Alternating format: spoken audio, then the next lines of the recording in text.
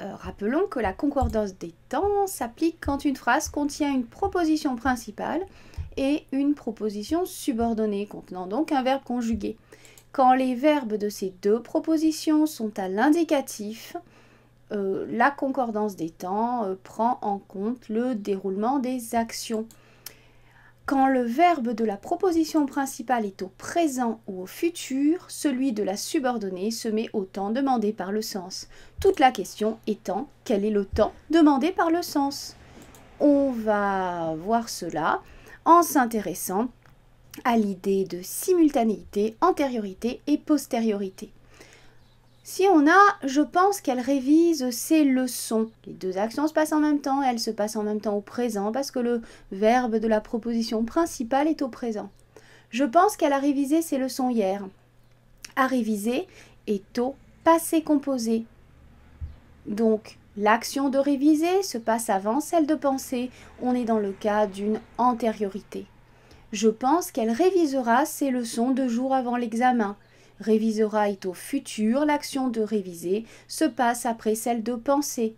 Donc toute la question à se poser est est-on dans le cadre de la simultanéité, cela se passe en même temps, de l'antériorité, l'action de la subordonnée se passe avant celle de la principale, ou dans le cadre de la postériorité, l'action de la subordonnée se passe après celle de la principale.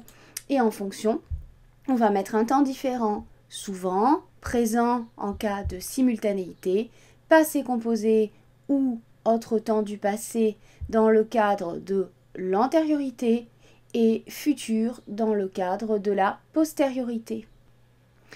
Par contre, quand le verbe de la principale est à un temps du passé, celui de la subordonnée n'est pas au même temps que quand le verbe de la principale est au présent ou au futur.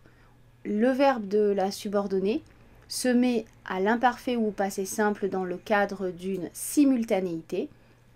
Je croyais qu'elle me haïssait. L'action de croire se passe en même temps que l'action d'haïr, mais au passé. Donc on a de l'imparfait dans les deux cas. Au plus que parfait ou au passé antérieur, pour marquer l'antériorité, je croyais qu'elle m'avait haï de toutes ses forces ce jour-là. L'action de croire se passe après celle d'haïr. On va dire que l'action de la subordonnée est antérieure à l'action de la principale, donc antériorité. Et là, on a du plus que parfait. Donc, croyez imparfait, avait haï plus que parfait, cette action-là est antérieure à cette action-là, antériorité. On a encore le conditionnel présent ou le conditionnel passé pour indiquer la postériorité. Et là, on n'est plus dans l'indicatif. Je croyais qu'elle me haïrait, postériorité. L'action de croire se passe en premier, l'action d'haïr se passe après. Ici, l'action de la subordonnée est postérieure à l'action de la principale. Alors, j'ai mis le conditionnel dans cette vidéo-là parce que je ne ferai pas de vidéo sur la concordance des temps au conditionnel. Donc là, on va juste apprendre que le conditionnel présent ou passé s'utilise dans le cadre de la postériorité par rapport à une action, par rapport à un verbe de la principale au passé. Donc voilà. Pour résumer, première étape, on regarde si le verbe de la proposition principale est au présent ou au passé. Ensuite, on se demande ce que l'on veut exprimer dans la proposition subordonnée. Est-ce qu'on veut exprimer la simultanéité, l'antériorité ou la postériorité?